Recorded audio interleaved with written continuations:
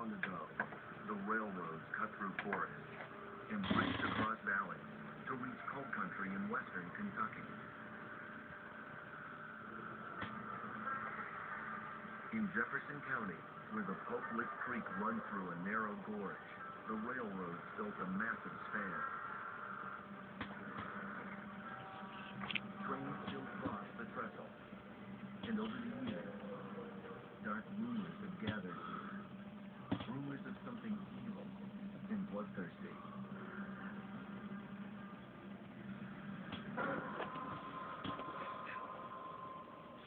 The legends go back to the 1940s and 1950s, several generations of it. When I first heard about it, it was like a creature called the goatman.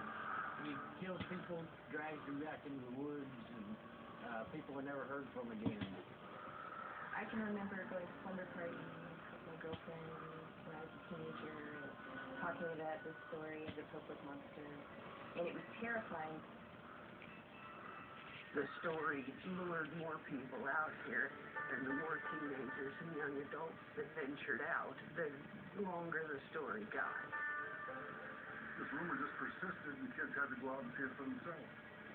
You drive down the road, there's this sort of one-point perspective.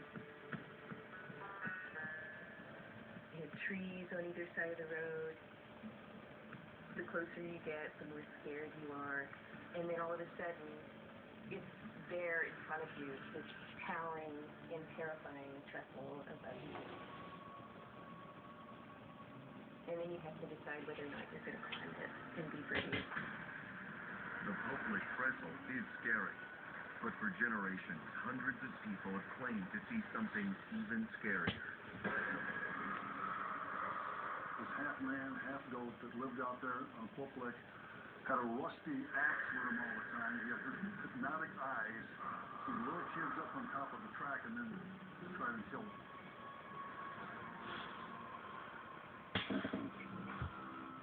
When it comes to the idea of these legends or monsters in the woods, it just wasn't real enough to me to be able to pass those kinds of legends on to my children as reality.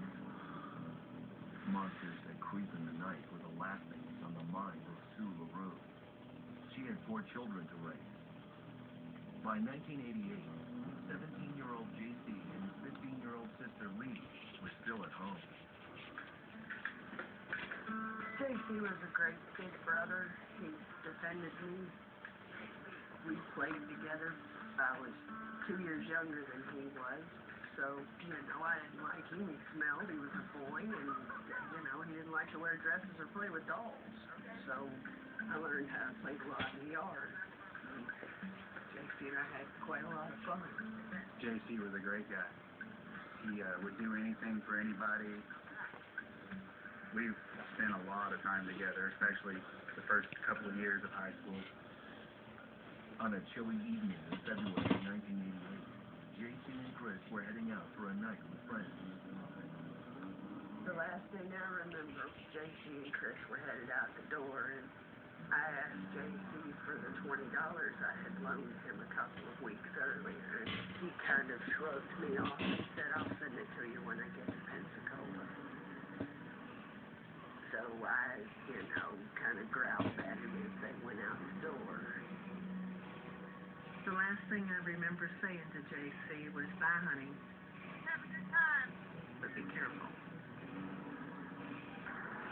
In recent weeks, Sue had grown worried for her son. I did have a premonition.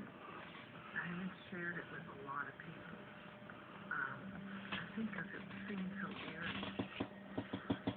Where I worked, there was a chapel on the 2nd floor, and I got on my knees and I prayed,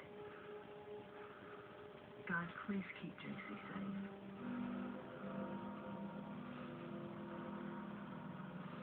For JC, his prospects looked bright.